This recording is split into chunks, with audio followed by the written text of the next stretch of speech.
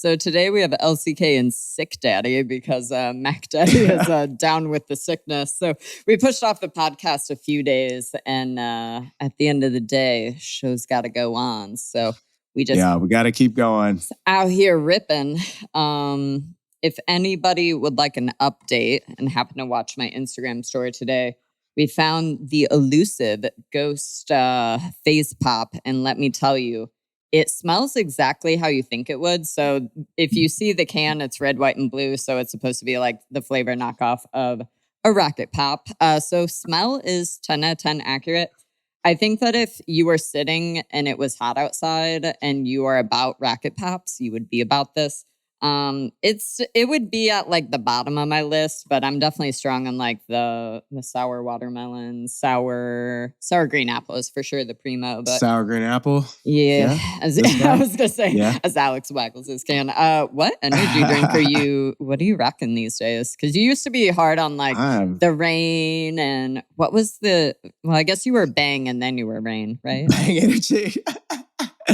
Yeah, no, I mean, now I do C4 because I like the tingles, man. The tingles, the beta alanine is what gets me going. Like, I slam a C4 before I go crack some skulls at jiu-jitsu, and I feel very good. Want to like claw off your face a little? Yeah, exactly. It makes me like have this like just kind of I'm ready to go, like ready to do work. Does it impact your digestion any? Because like C4... Probably. I'm thinking of a specific friend, but back when we used to train for regionals and that, it was like the running joke because he would double scoop C4 and then quite literally, it'd be like, as he's walking up to the whiteboard and be like, hey guys, BRB, and then he'd like sprint to the bathroom and he'd be like, yeah, it do like that. Like none of this stuff is probably great for your gut health, but we do it anyways. So, I mean, hey, we got to get through life sometimes. Hey, Alex, do you remember in 2017 when we met and I was like terrified of energy drinks because I was like, oh my God, they're not clean. I don't like literally present day. If you asked me what I thought was wrong with him, like, I actually don't know because present day, I'm like, yo, it's literally like the first ingredient is carbonated water, followed by like, it's like, yo, if you drink alcohol also, like, I think alcohol is probably worse for you than like an energy drink. I know obviously there are some brands that you're like, yeah, it's probably like trash, but for real, it's like, if you drink it on the weekends, don't be up in my DMs being like, oh my God, I can't believe you drink energy drinks. That's so unhealthy. Like, bro, check yourself. Like, yeah, I mean, everything in moderation. Like, if you're drinking, 5-6 energy drinks a day, but I think if you have one or something like that a day, it's probably not a big deal. Some people just don't tolerate that much caffeine. Because I mean, I think Ghost has like 200 milligrams of caffeine in it, I want to say. Yeah, I think it's 200 megs. Yeah, so I mean, that's a lot of caffeine to be doing. Like typically, I mean, but also people typically go and get a big ass Starbucks drink, and that's going to have at least 200 or so milligrams of caffeine, depending on how many shots they're going to put in there and all that kind of stuff. So, but I mean, I don't know. I think, again, everything in moderation. Well, also, like, pick your vices. Like, we also all have our shit. It's like, it's like, also, like... I could either drink this or I could do a line of cocaine. Which one do you want me to do? All right? There you go. Pick your vices. Why is Alex so productive over here? Gee, guys. Yeah. Well, also, it's like... I just smoked a bag of meth, okay? All right. We actually just finished... Charlie had never seen Breaking Bad, so we like just finished the series. So we have now moved on to Better Call Saul, which I didn't know they did 6 seasons of that noise, but I feel like I watched like season 1 or 2, and I was like, well, I guess we're in for a ride because same thing. It's like Breaking Bad was 5 or 6 seasons, but... I didn't finish Breaking Bad. I stopped watching it once his wife found out because then it wasn't fun for me to watch. I don't know. And I didn't like her, man. She was a buzzkill, man. So the main character, Walt, ends up actually being like the most annoying character for a variety of reasons. So it's like, to be honest, it's like the show... It was interesting, and I'm glad I watched.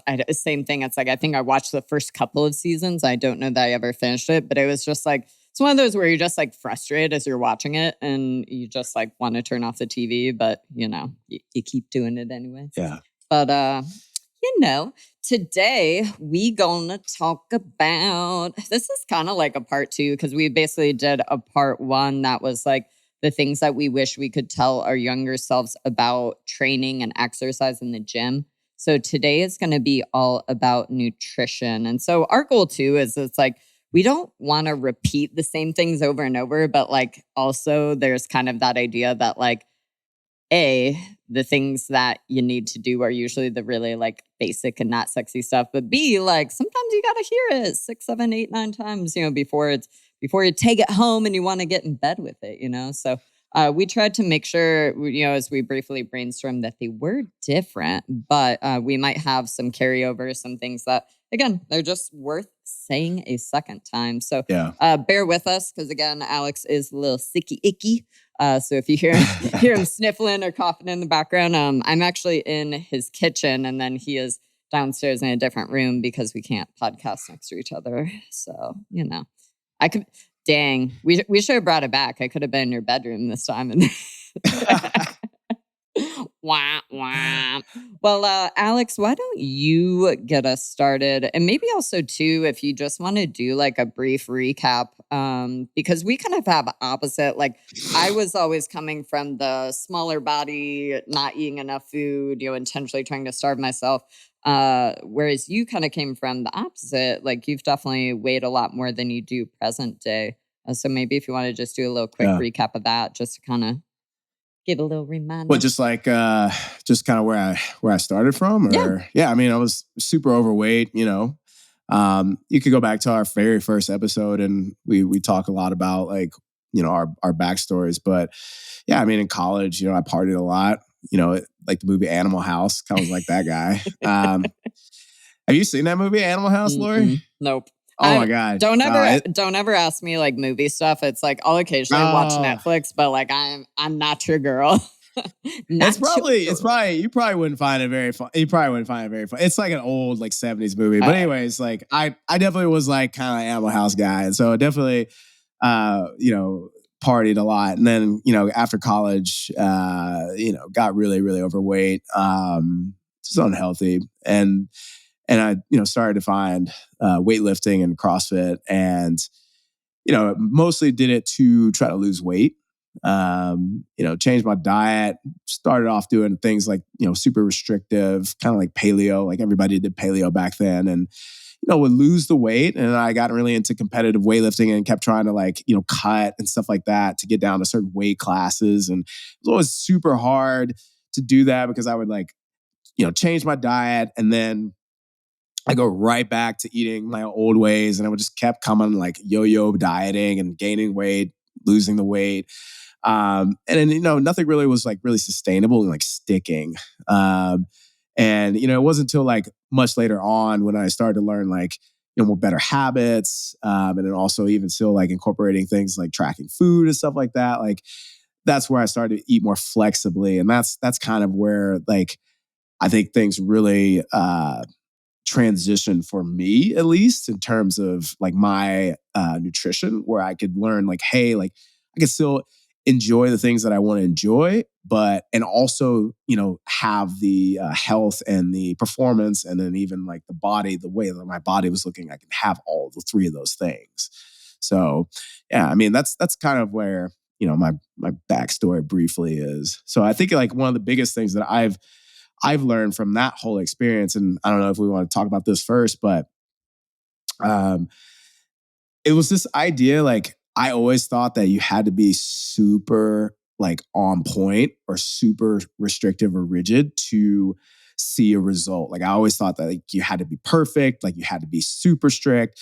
You couldn't eat this. There was bad foods, there was good foods. Like I always thought that was the case.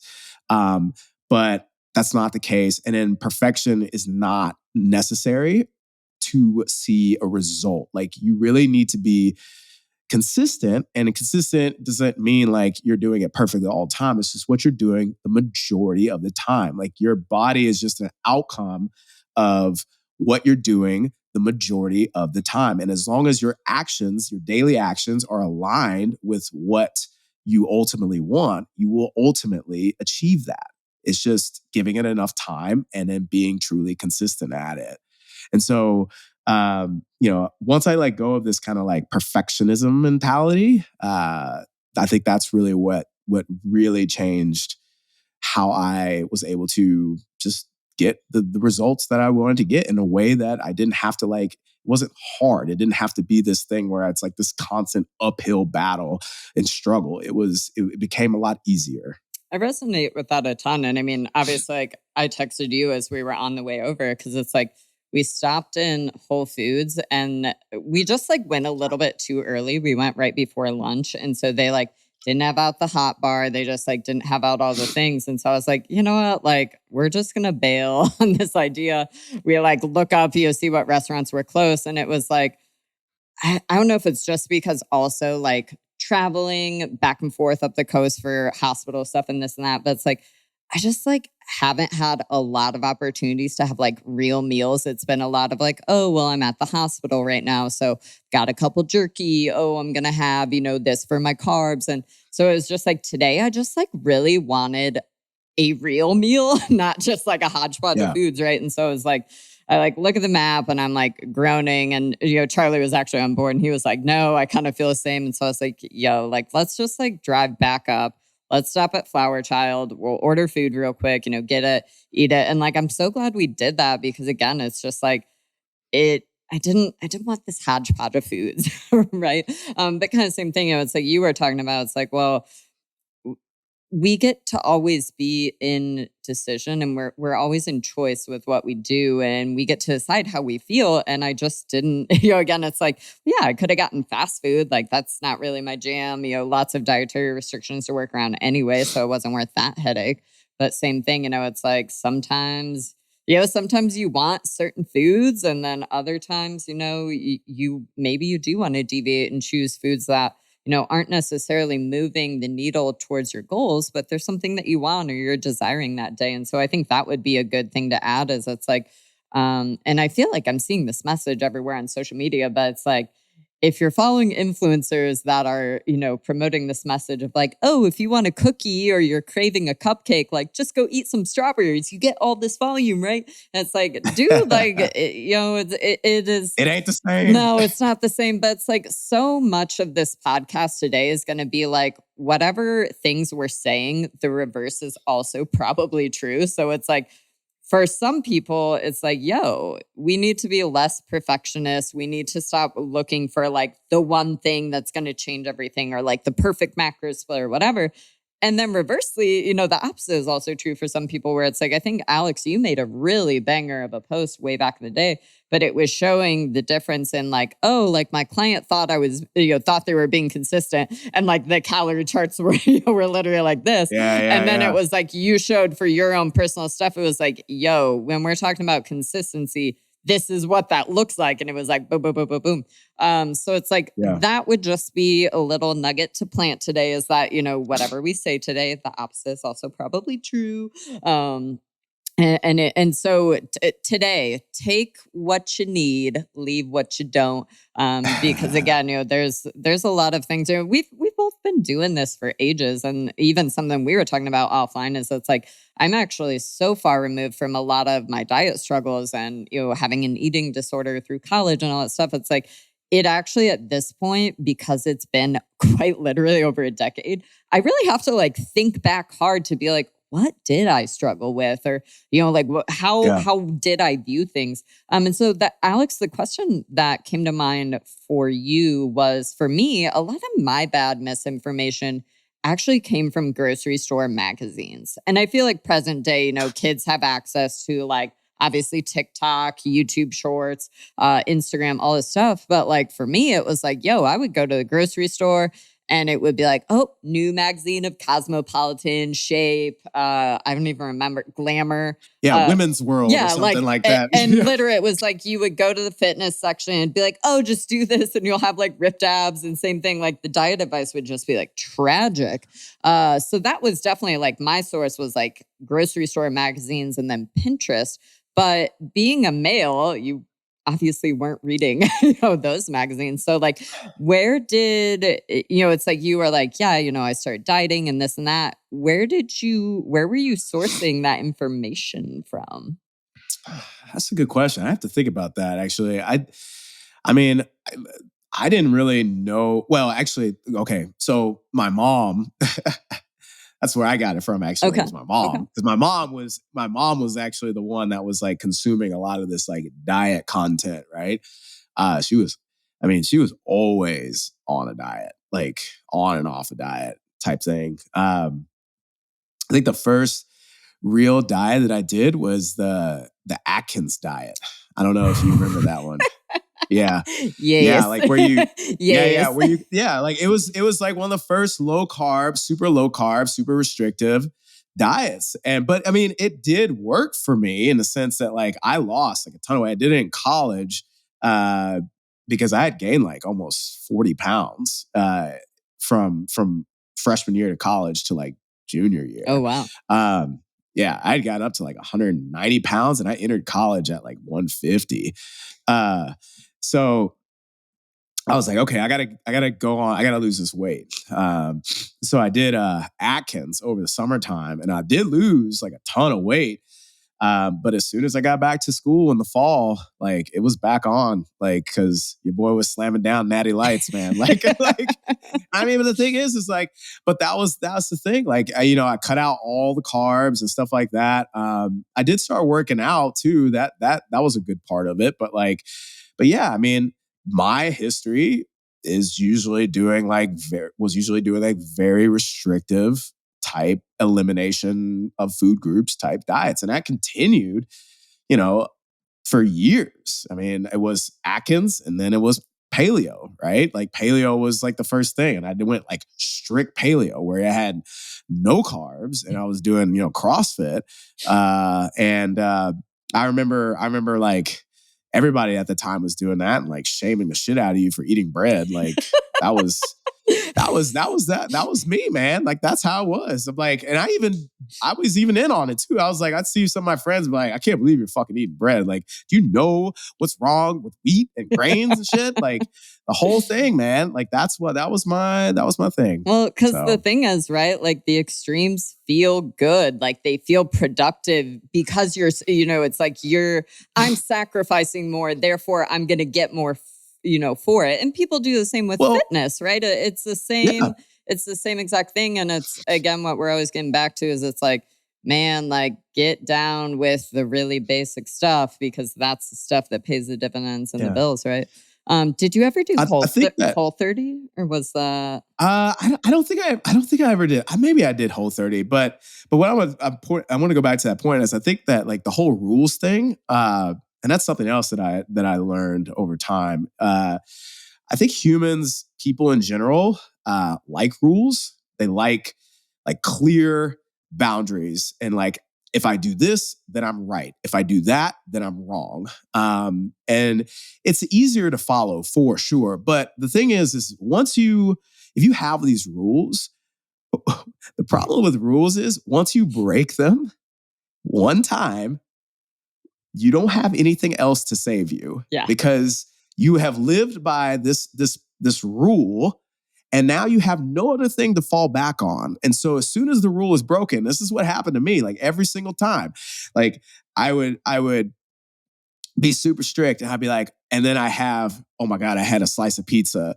And then I'd be like, well, I fucked up. I'm gonna have the whole pizza. I broke all rules. So I just gonna keep going. And this is the biggest thing that I see people struggle with is that like that kind of all or nothing, but that comes from having these really rigid, strict rules. And I'm not saying that you can't have like things that you live by, like codes and what makes you feel good. But the thing is that like if we have these rules that are just based on, oh, like, this is a bad thing, this is a good thing. As soon as we break that rule, guess what's going to happen? And that's generally what I find that people and myself back then like really struggled with.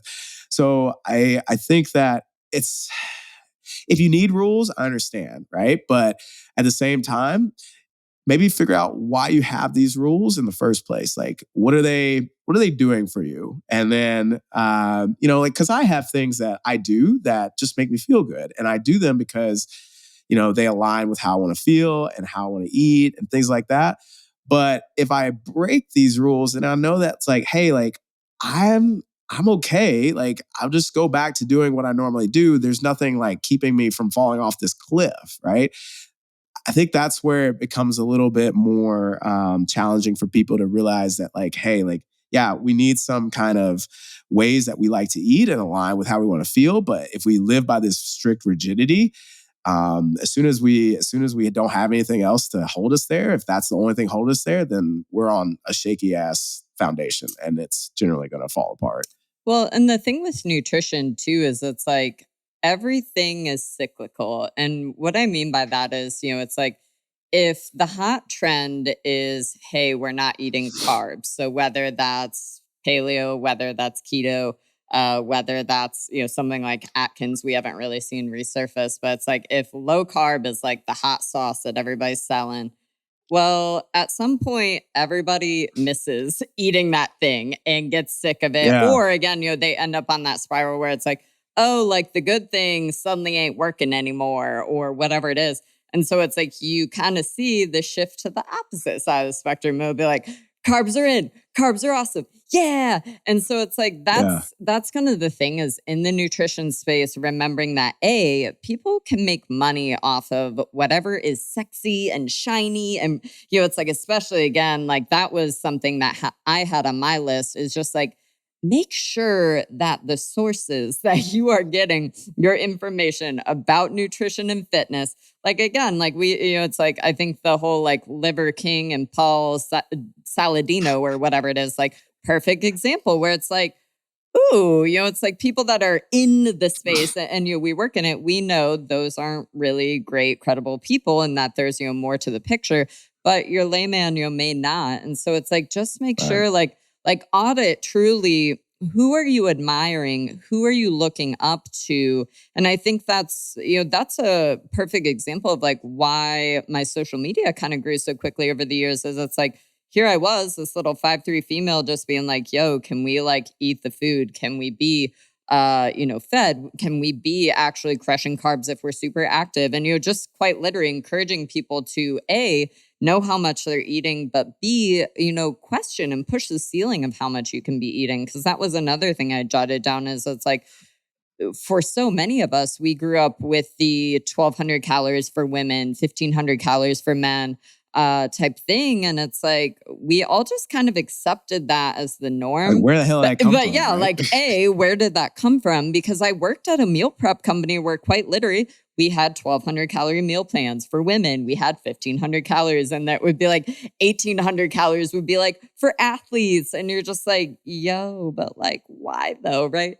So it's like questioning and getting really curious about, are you following good people on social media? Because again, it's like if there's one thing that grinds my gears, it's like I love sharing full day of eatings because again, it's like we are over 2,000 calories. It's, hey, right now, maybe I'm recovering from surgery, so it's a little lower. It's like 2,000, 2,200. Hey, if I was bulking or surplusing, well, yeah, I'd be 2,500 plus. But it's like you still see all these people where it'll be like, oh, full day of eating, 1,600 calories, even though I train 11 billion hours. And it's like, again, like, get the fuck out of here. Like, no, we ain't doing that in 2023, right?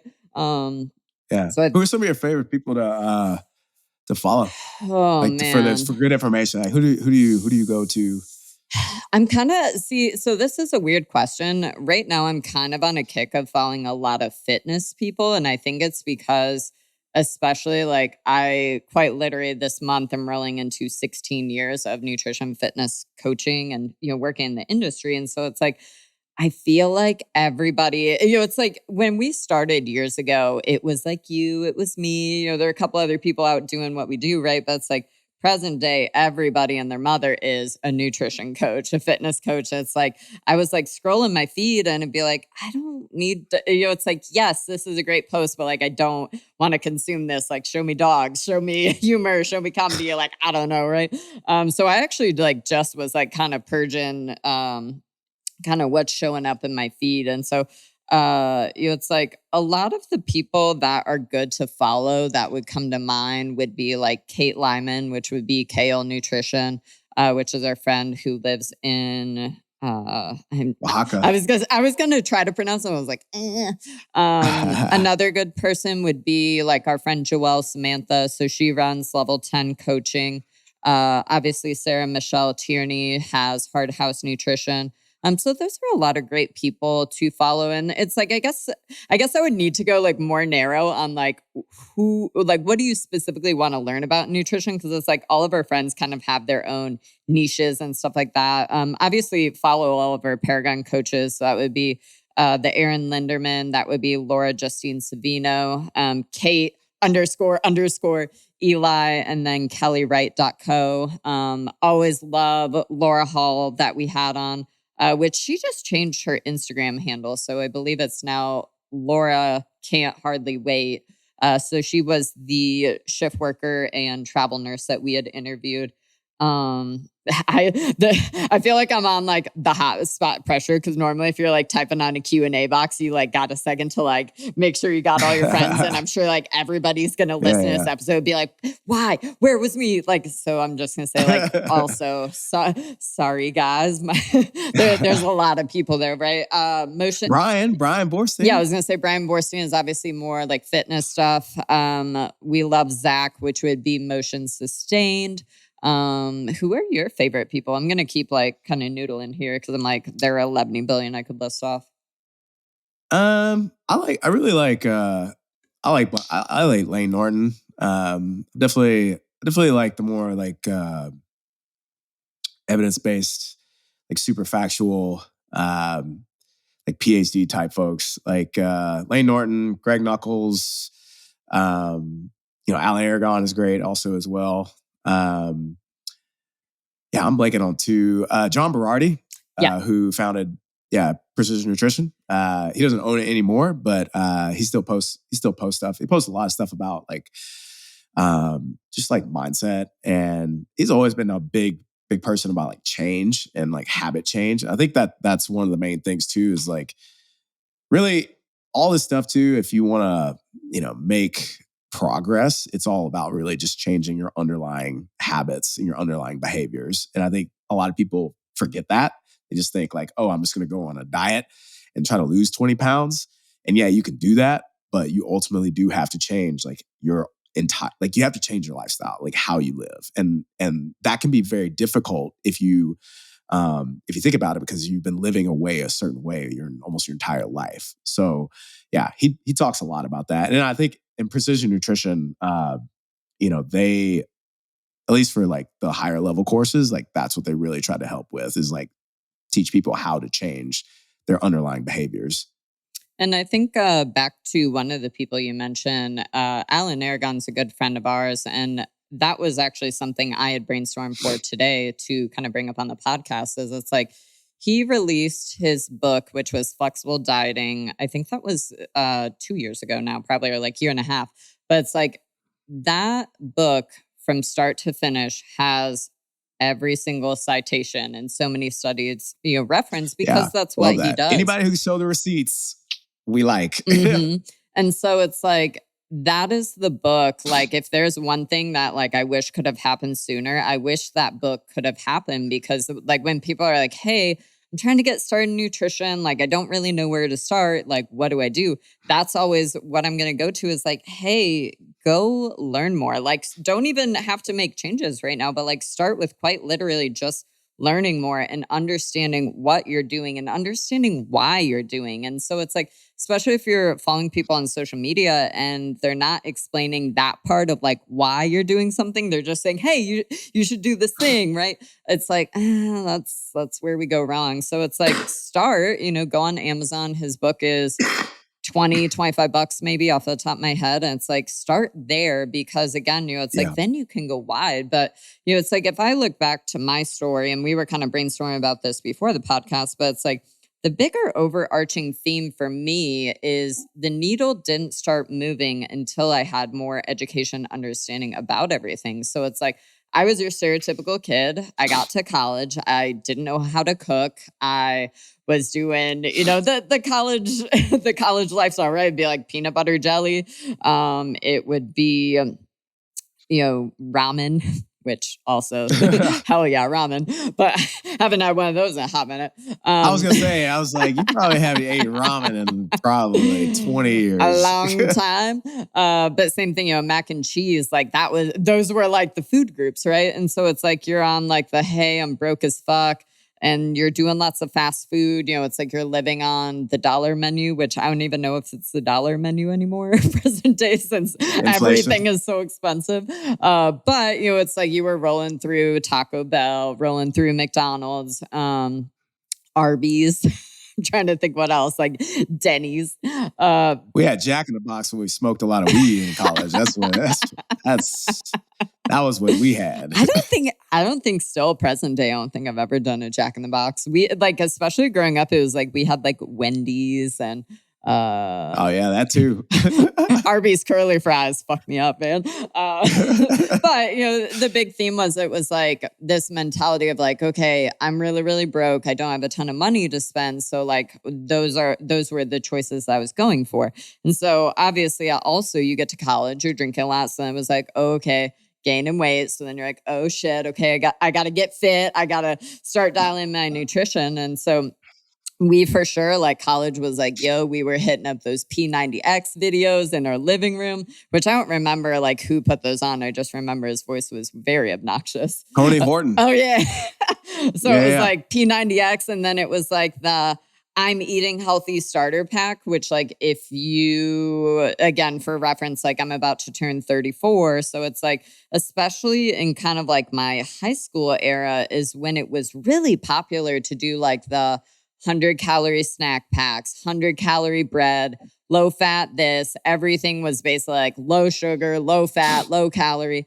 And, it's like, even if you're talking about a sandwich, right? Like, let's say you're talking about a peanut butter and jelly sandwich. Well, normally, like, let's say a slice of bread is what? Like 100 calories, 100 calories. You got your peanut butter, you got your jelly. So maybe, whether it's a PB&J or whether it's, you have deli meat and stuff in there, it's like a sandwich should be like, I don't know, 300, 400, 500 calories.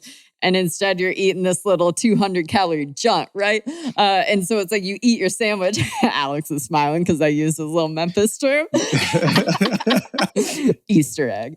But, it's like when you're eating all these low-calorie foods, I didn't understand because I didn't have any perception of the total amount of calories that I was eating. And so, I was having all of these meals and still feeling hungry after, right? And we know what happens when we're chronically hungry is at some point, you got to eat the food. You're going to overeat. So it's like, found CrossFit, got into paleo, did way too many Whole30 challenges. Like, God bless.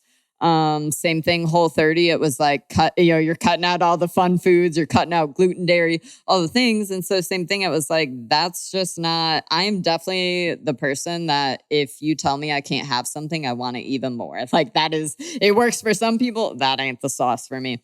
And so, it's like, it came full circle that when I actually started just investing time and energy into reading more books and listening to podcasts and just, consuming, like, I think 2013 is when I signed up for the Precision Nutrition. That was actually like my graduation present from college I was like, Dad, I'm poor. Like, please buy me this thing. Like, I want to, so sure enough, like went through like the Precision Nutrition certification, started learning more stuff. And so it's like, again, education at the end of the day is empowerment. And it's why I have social medias.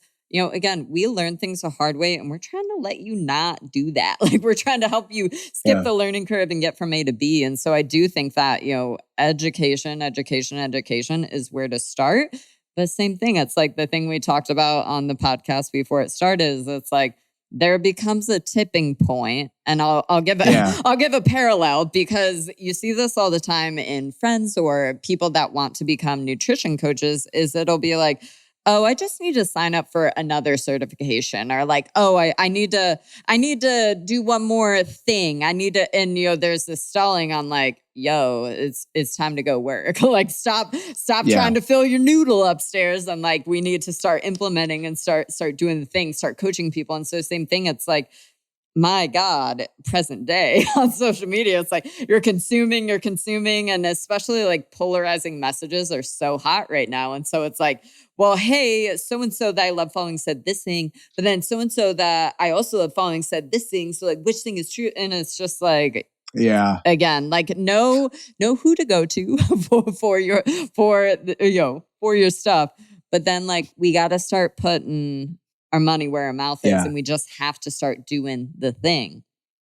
Well, also too, if you look at a lot of the things that are being put out there on social media, and this comes from a person who, now we understand it as probably experts in the field, right? But a layperson who doesn't know that these things are very low leverage shit. Like it's not the big rocks. Like we're sitting there like worrying about this little bitty thing over here that, yeah, okay, makes a difference, but compared to, and this is, I know people, I probably, I'm not great at like social media because I feel like it's like, oh, I'm just going to talk about basic shit, because that's literally the most important stuff. Like, it's like, hey, are we eating nutrient dense foods, right? Are we eating protein? Are we getting exercise regularly? Are we drinking water? Are we getting sleep? Like these are the pillars of foundational like health and nutrition. And it's not sexy to talk about, and it doesn't garner any views or any likes or any whatever viral, videos or whatever. But that's the stuff that matters. And so like if you see stuff online, like you'll see all the stuff that's like super polarizing or very popular. We know that it's very small like impact stuff, but most people do not. So I think that's something to like be on the lookout for. Like, hey, like, yeah, you're going to see things online and you're going to have different opinions and stuff like that. But I would argue to say most people who really truly understand what creates health are going to agree on the basic fundamental things. And those are the things that you should be worried about, or actually rather focus your attention on first. And then you can worry about the other stuff. Side note, Alex, speaking of water and watering yourself, did you see my Facebook post in the Paragon group 2 days ago when we were flying to Texas? I don't think so. I've been dead the whole, like the past whole week. Yeah. So I want to paint a picture. So the backstory being I'm a cactus, I hate drinking water, suck at it, never thirsty, whatever. And so all my friends like to throw shade. And so I was like, you know what? Like, I'm gonna have fun with this. So it's like now I do stuff and I'll like post it in our Paragon group just to, make people laugh and stuff. So paint the picture, completely full airplane, except for we actually had an empty seat in the middle. So like I'm on the aisle seat. Dude is on the window seat. So dude in the window seat is asleep when the people like come by with the cart with the beverages. And me being like the person I am, I was like, you know what? I'm gonna get ahead of this. And so when they come by with the cart, I'm like, yo, can I take an OJ? Oh, I saw and this. Can I take a water? And the lady's like, oh yeah, totally. And like gives me my 2 cups. And so the person that I was sitting, in the row with, we both had our stuff stashed like under the middle seat so that we could like have more room for our feet. And so like quite literally, I like chug my OJ and I'm like sick. And so dude in the aisle seat wakes up, and I think he must have just assumed that like the flight attendants were like, oh, okay, we'll just like leave him a water. So like literally he wakes up, chugs my water, and I'm like literally like the look on my face, because I was just like, I actually wanted that water. Like, no. Oh man. But mutually it's like, and totally like, it's like he wouldn't know that I ordered 2 drinks. Sure. But I just thought that was too good. But proud of you. You're trying. You're trying. Oh, but still, I was very salty and dehydrated when I got off that flight. Let's see what. Oh, I know. Oh, go ahead. I was like, I'm a finger sign. I got this one. The one that I really would put high up on the totem pole was when I was starting my nutrition health journey. I thought that to be healthy, I should cook exotic meals, and I would like spend literal hours on Pinterest being like, pin. Oh yeah, I'm gonna make this. And same thing, I would like go to the grocery store and be like, putting all these ingredients in my cart. Oh, I bought this Making the cookbook. plate Like, so pretty, like, as aesthetically beautiful as possible. and Like the arrangement. like these meals would be like, here's my bacon wrapped asparagus, and here's my chicken breast that's been marinated in OJ and thyme and rosemary and all this BS, right? And Yeah. so like the big mistake that I made and that I also see people making is that we're spending all this time doing stuff, and we're spending so much energy in the kitchen on these, like beautiful meals, these big picture perfect things. And so we're doing the most, but we're expending all this energy on like fancy recipes and fancy meals when at the end of the day, like calories are calories. And so it's like there would be no different outcome than like if you went to the store and bought stuff that was like slightly prepped or, like minimally prepped, where it was like, hey, I could also make a meal where it's like, hey, I got these chicken breasts that are already pre-grilled. I just need to heat them up. Hey, I went to Trader Joe's. I got microwave asparagus rather than, microwaving us, or rather than you're roasting asparagus in the oven. And so the big take home, that was a big long-winded, way to say you don't have to spend hours and hours in the kitchen. You don't have to spend hours and hours cooking and cleaning and doing the most. That is also time and energy that reversely too, you could also be spending doing other habits, getting steps, being active, going to the gym. It's like all of this is figuring out like, how can we do the least while getting the most? And I do agree that like there is a happy medium of like kind of connecting with your food in terms of if you're always like dining out or eating out at restaurants, you do kind of lose the value of like, it does hit a little different when it's like you assemble the meal, you put a little love into what you're doing, right? And so it's like, how do we like land somewhere in the middle of like, hey, we don't have to be cooking everything from scratch.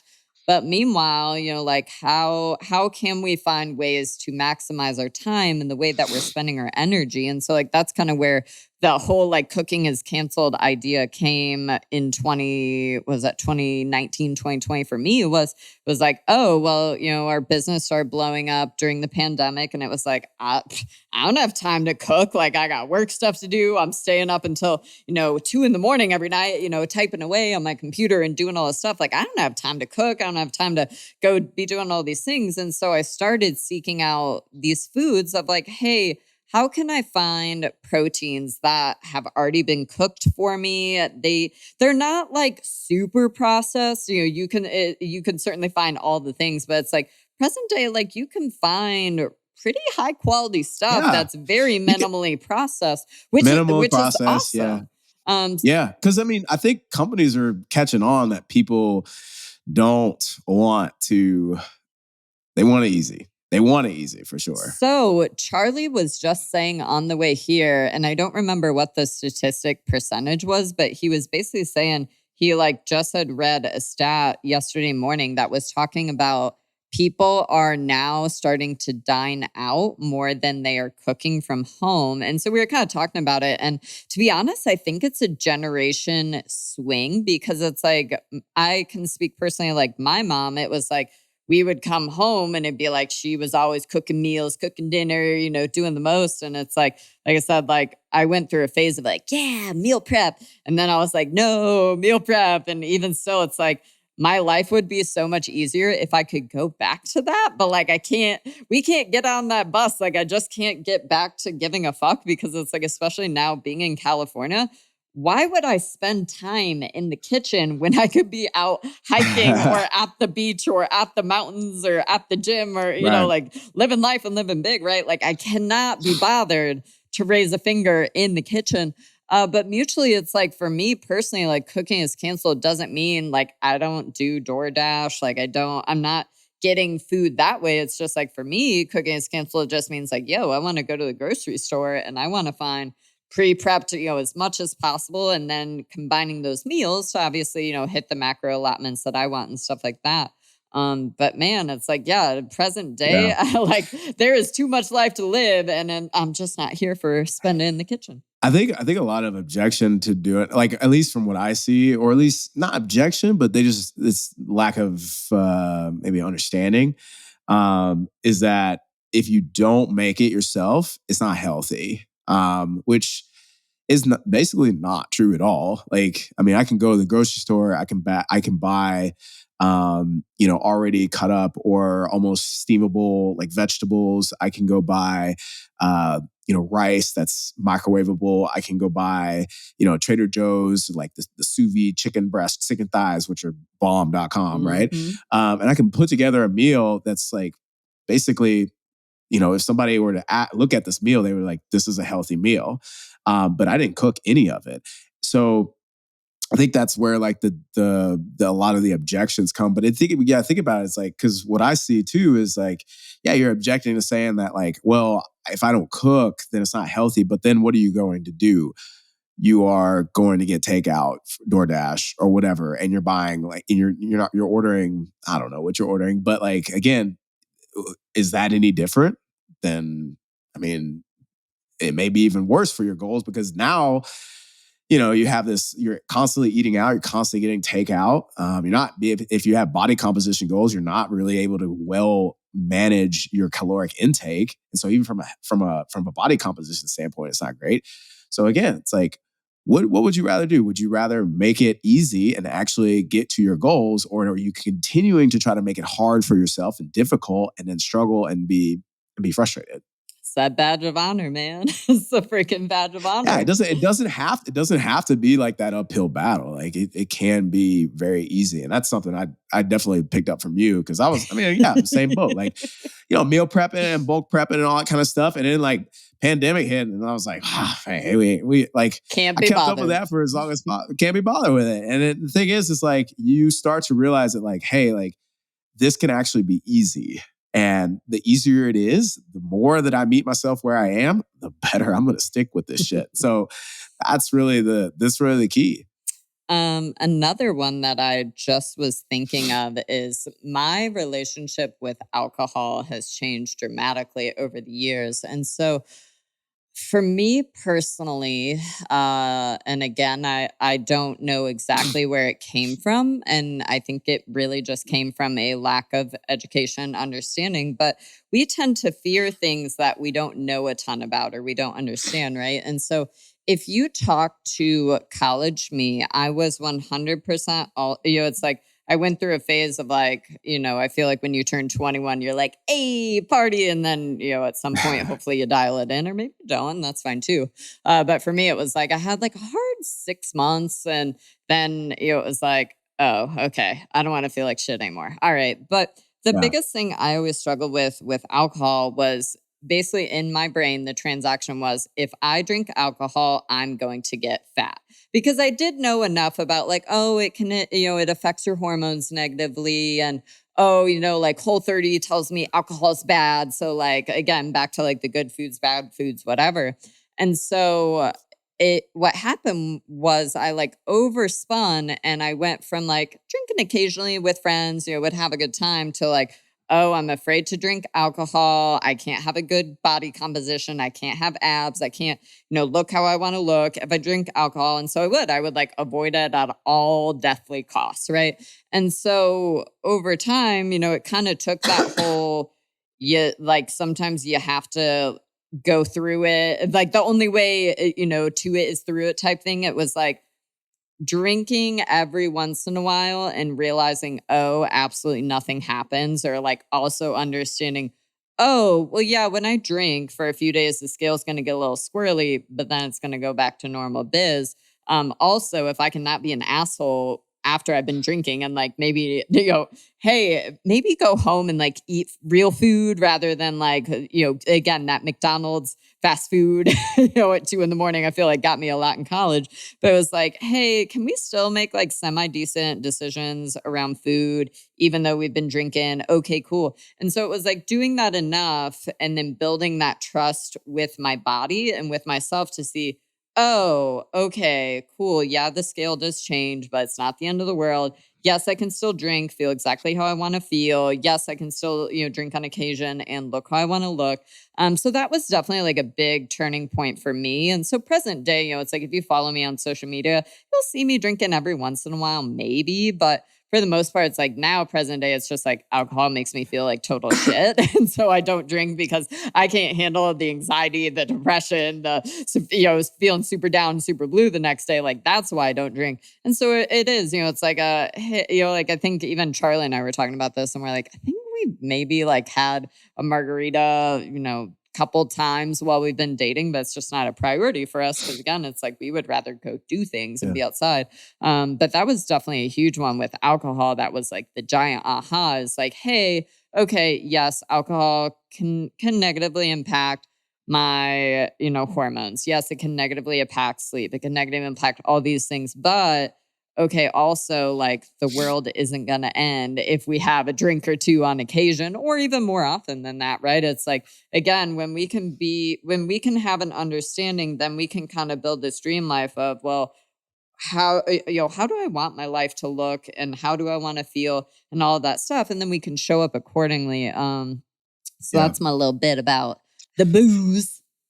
Yeah, I think all that kind of stuff. I think it just takes time to figure that out too. And we've talked about this before about kind of that analogy of like a bowling lane. And you have those bumpers on the bowling lane. I don't know what those are called, but Bumpers. anyways, like to keep the ball from going into the gutters because you suck at bowling. Like I suck at bowling, terrible. So like it's kind of like that where you're trying to learn how to bowl. You suck at bowling, so you have those bumpers to help you. You hit the edges, right, to learn how to bowl, right, how to get the ball to go down the lane straighter. I think that's kind of where we're kind of talking about, especially with a lot of these things with like, food and alcohol or anything like that, or any practice. Like you got to learn, you got to give it enough time. And maybe sometimes you do end up doing some of the stuff that's like a little bit more extreme or rigid, and then you swing the other way. But then ultimately over time, the more and more that you understand how things work and work for you, importantly, you can learn actually what is actually aligned with how you want to live. And I think that's really a takeaway message I want to leave is like that. It just takes time to do that. Another one I had, and this was always like, my butt cheeks would always like pucker a little before I'd like post this on social media, right? Because people are very passionate about intuitively eating and that whole sector. If we even want to just say like not tracking your food versus tracking your food, which obviously again, it's like we understand tracking your food's not for everybody. There's a time, a place, or whatever. For me personally, it's brought me a lot of freedom. But it's like that whole idea of like, hey, listen, if you don't want to track your food, and whether you want to call it intuitive eating or whether you want to call it just eating, if we ain't weighing and measuring, if we ain't keeping track of what we eating, we have to be okay with whatever body happens as a result of that way we're showing up, right? So it's like we can't be upset if we're not tracking our food, we're not weighing, we're not measuring, and then also turning around and being like, well, I'm gaining weight and all of this stuff. It's like kind of back to what you were saying earlier. It's like we are the result of the choices that we make. And certainly sometimes, things are out of our control or, things do negatively change, whether that's, thyroid or hormones or stuff like that. But I think that's just such a big one is it's like you'll see people, again, back to the black and white, it'll be like, well, I was tracking my food. I was getting really OCD or really obsessive with it. So now I'm not tracking my food, but now I'm gaining weight and now I'm uncomfortable in my body. And so it's this like weird, messy road where it's like, okay, how do we meet somewhere in the middle of like, I mean, that's what we're talking again, about. Yeah. it's like, Yeah. fine, we don't want to track. That's totally fine. But how can we go back to the habits that maybe we were still doing when we were tracking? So how can we make sure we're prioritizing a big source of protein at every single meal and maybe multiple, like multiple times, right? Like 3 to 4 times a day, big high protein, big energy protein snacks, right? How can we make sure that we're getting well-rounded meals that have a source of fat, a source of carbohydrate. We're getting fruits and veggies regularly through the day. It's like, how do we still come back to those basics and those big rocks, but we're still being mindful? Because again, it's like we see that all the time in the Paragon Facebook group where it'll be like, I'm eating healthy. And you're like, well, what does healthy mean? And I know What does that mean? I Yeah. know I still need to make my post about the poke bowl. I think I actually said this on the last one too. But we actually did have a poke bowl PR. So for those that haven't been tuned in regularly, there is a really awesome poke shop, which shall not be named, that we always get we get the hookup from these people. Like we get so much protein. And so theoretically, if you get the large bowl, it would be 2 ounces of fish. You get 5 scoops. So it should be like 10, 11 ounces. Charlie got 19.3 last week. Double. It's a lot of literally. It's a lot of fish. Literally Man. double the size, right? And so it's that hard, dicey medium of it's like, well, yeah, poke's really healthy. Like it's literally like, again, like fatty fish. We've got like the bowls we get will literally be like vegetables, rice, seaweed salad, cucumbers, lettuce, this whole thing. And so it's like, it is such a well-rounded, it's got all the sauce, right? But at the end of the day, if you're eating 10 ounces, thinking you're eating 20 ounces, like, holy shit, that man, right? So it's like, that is one of my favorite games is if I get food to go, or even if I go to Whole Foods Sushi actually used to do this too. I would get the sashimi from Whole Foods and the package would be like, oh yeah, there's like 4 ounces. And then it wouldn't be like this poke bowl situation, but every week it would be like 5 ounces, 5.4. And so all those little things add up. And so it creates this really frustrating scenario where people are, doing all the right things on paper, but because we're still not tracking that quantity, that's where it's a slippery slope off into the sunset of, oh, well, maybe we are in a surplus, or maybe we're just eating at maintenance when we think we're in a deficit. So, again, it's like, how do we find the happy medium of all of that? And it's tough, man. It's freaking tough. Yeah. I think that was something too that because I definitely started from a very like food quality, like eat healthy foods, like doesn't matter the quantity as long as you eat healthy.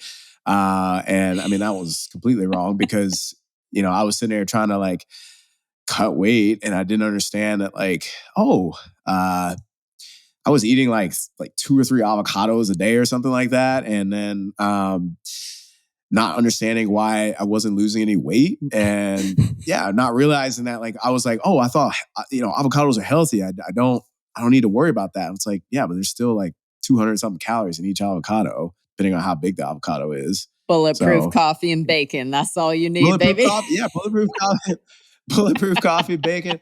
Actually, you know what's funny? I didn't even like back then. I didn't even realize. So I was, man, this is how fucked up my shit was. Like I was taking. This was before they had like the triple strength omega-3 fatty acid, right? Omega fish oil pills. I right? had it all. First of all, yeah. So like I had like this like Kroger brand that was 300 milligrams of fish oil, and they told I can't remember what website I found this information on where it's like you got to take 5 grams of fish oil per day. So I was like, shit, that's like 25 pills. So I literally was taking 25 fish oil pills a day. Okay. Each one of those fish oil pills is 10 calories because there's a gram of fat in there, right? And so I was getting all these calories and wasn't understanding why until I realized like, oh, like I'm getting like 25 grams of fat extra per day because I'm taking 25 fish oil pills. Yeah. Not only that, but my poops, man, were just like, they were just straight up lubricated. I was going to say slippery snake. Like but like, that's the type of stuff. Like you could eat healthy foods. I tell my clients all the time, you eat healthy, but you still need to manage the quantity if you want to change anything about like your body composition. And so for sure, you got to, like for sure too. It's like if you're on the boat of like, yo, me and my fitness pal or me and Chronometer just like can't have a healthy relationship. It's like that's totally fine. It's like even just being able, I think especially if you're during those times that you're like ooh, something's not going right. Like my clothes are getting tight. I'm getting a little uncomfortable with my body composition. It's like nobody's saying you have to track forever, but like check in with yourself honestly, track what you're doing, see what you're up to. And then again, go back to again, it's like, can you meet halfway of like, well, hey, I'm at least going to make sure that I'm weighing and measuring my protein every day. And I know that I'm getting how many grams I should be getting. Or again, it's like we kind of briefly alluded to back to like the flexible tracking that we've done an episode about of,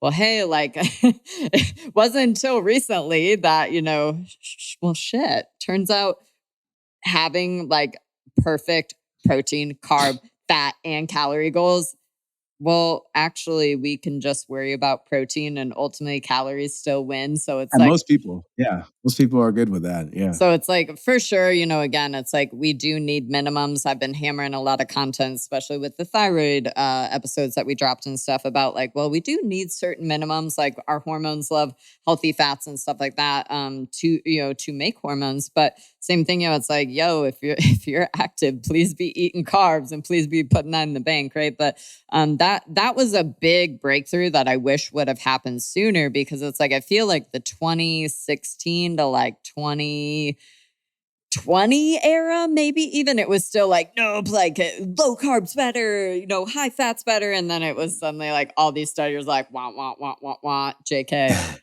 So again, it's just like, yes, we need to do a little bit more work than just worrying about calorie counting, because that's definitely like a big downfall as well. Because it's like, well, if you're eating, 2,000 calories of fast Yeah. food and candy every day versus 2,000 calories of, kind of more real whole food source and stuff, totally different health outcomes, totally different outcomes on your gut health and stuff like that.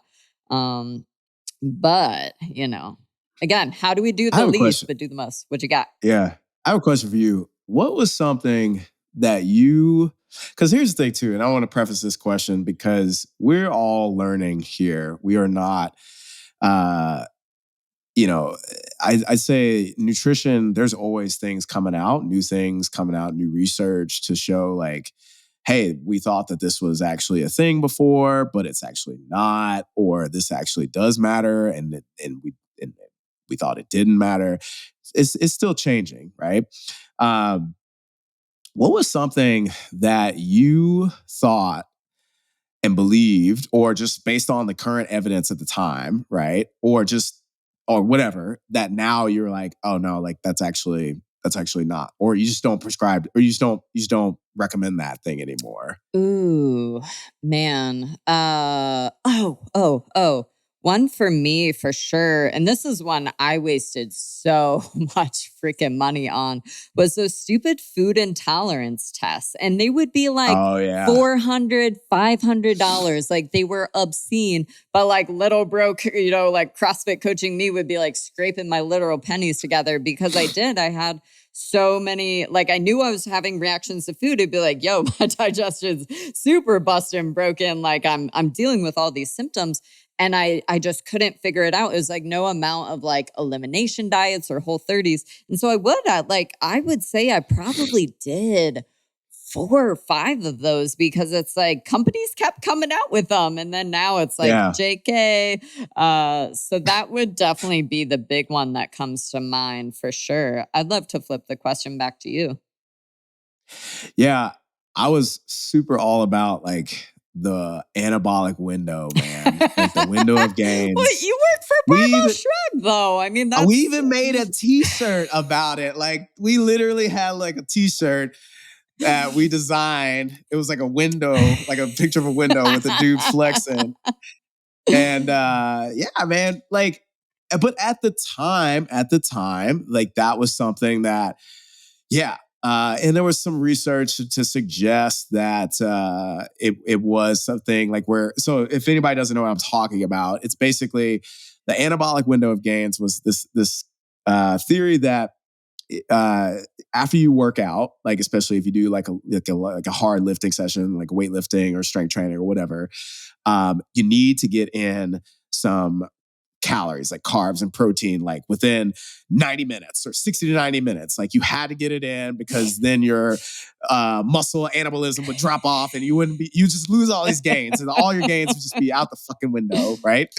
so, I mean, it wasn't that dramatic, but yes. But later on, it was that dramatic though, because y'all got me, to be honest, because I used to listen to Barbell Shrugged. Literally, it was back like 2013, 2014. Yeah. And I swear to God, Alex, like I would finish a CrossFit workout, roll around on the floor for like, it'd be like, yo, you got like 2 minutes and get it together. And I would be like sprinting to my gym bag or like rolling over, crawling on my hands and knees to like chug my protein shake, which again, it's like, yo, me and dairy are you know, don't really fucks with each other. So it's like how much of my distress was also caused by these stupid protein shakes that I was wasting money on. I bet a lot of, I mean, again, like it wasn't just us. It was just us at Barbell Shrugged. Like this was like a very popular thing. And I would hear it and a lot of people would stress out about it and be like, oh, I'm losing all my gains because I'm not able to eat like right after training or whatever.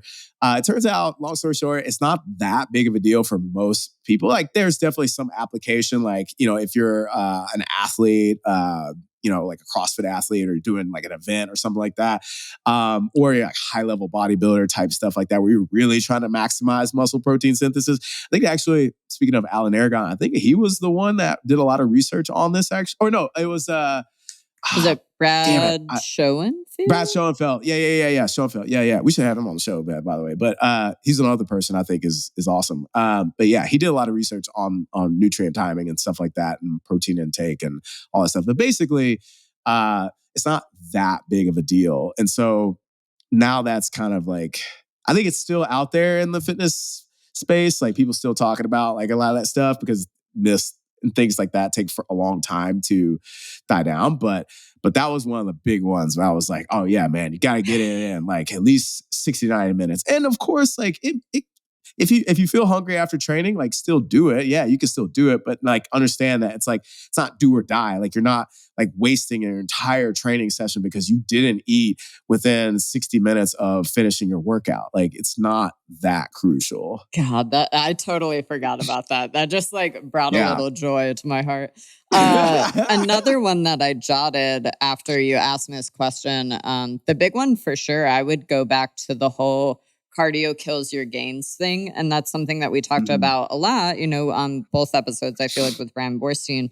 But yeah, you know, it's like I never had a fear of cardio. Like it wasn't like, oh, I thought cardio killed my gains type thing. It was more for me, it was like, oh, I don't want to do it. Or like, even I would say I went through a strong phase of like, cardio is dumb. Why, you know, why would I? And now again, it's like mid 30s. I'm like, longevity, bitch. Like give me some, right? So it's like, I think that's a big one that I think that myself and a lot of people fell into. Like for sure, if you followed me a couple of years ago, it's like, I would almost like humble brag and be like, haha, I'm so shredded and I don't do an ounce of cardio. And it's like, now I kind of look back on that and I'm like, well, damn, I was pretty shredded, but like how shredded could I have been if I was also doing some cardio in the mix, right? So I think definitely the cardio kills your gains thing would be another good one to throw in the pot.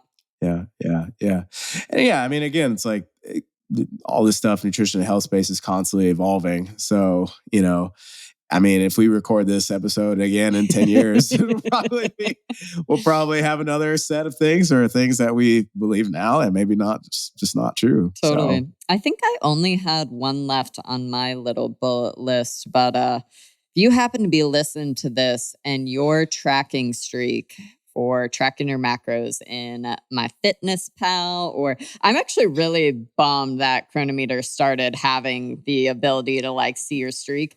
I'm bummed by that because I think back to like, I remember, I think my highest streak was like 1,254 days. And I don't remember what happened, but like, I think one day I finally was just like, I should take a break. like I should maybe take a day off. Like we have the pendulum swung too far. Like we need some space. Like let me take a day off of this. And so that would be my advice is make sure that you're not getting caught up in the gamifications or the little, again, like kind of It's almost like if you had a calendar and you put like stickers or you're crossing something off, right? And so it's like the idea is like you don't want to lose your streak. Again, if you're hitting the hundreds or if you're hitting your thousands in your little food tracking app, maybe take a break. And, again, it can just be one day. But I do one habit that I got into with nutrition coaching. And again, I no longer do it present day, but with clients, it would be this idea of, okay, like once we're pretty comfy tracking our food and all of that stuff, what if once a week we had an untracked day or, we had a couple untracked meals each week? That you're not gonna weigh and measure, you're gonna ghost your phone, and you're just gonna go enjoy the food that you're eating, and you're gonna be, extra present and stuff like that. And I still, would support that. It's like we don't. Again, some people need to dial their tracking in more. If you're somebody like me, that I'm like, oh, I need to PR it, I need to do the most. For me, usually the message is I need to do less. But it's like, we got to find, again, that like 80-20, that 85-15. But again, if you are somebody that the more tight your goals are, or the more aesthetics you're trying to chase or whatever, it's like, well, yeah, the more dialed in you got to be. But yeah, that would be like my ending one that kind of came to mind as well. Yeah. Yeah. I think overarching thing is like you got to figure out, you got to find what works for you. And there's also levels to this shit, right? There's all sorts of, there's a spectrum, and it's got to align with ultimately what you want, right? And what kind of life you want to live. I think we talked about that on the last episode, like getting some clarity about, how do you want to live? How do you want to eat? How do you want to look or whatever, like whatever's most important to you and figuring out what that is and then aligning your actions with those things that are important, those values and those priorities. I think, we did talk about that actually in the last episode. Yeah. Yeah. And I think that is really what the main thing is going to determine, how you go about things and whether or not you're, like that's going to determine how you go about things is whether you're in alignment with that. I think too, I'm going to add another one because now, of course, it's like now that we're trying to shut down, my brain's like, hey, hello. It's like when you're trying to go to bed and you're like, yo, but like stop up there.